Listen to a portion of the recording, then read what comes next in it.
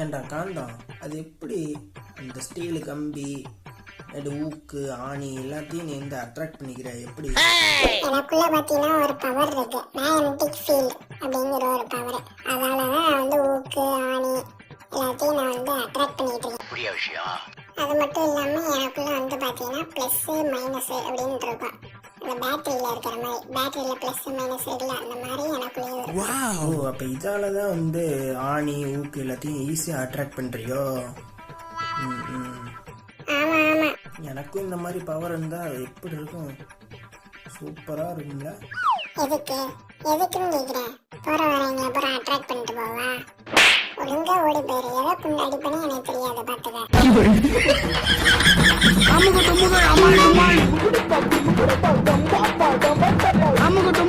வேற எதுக்காவது வாயிருந்தால் கண்டாட்டு வந்து போடணும்னா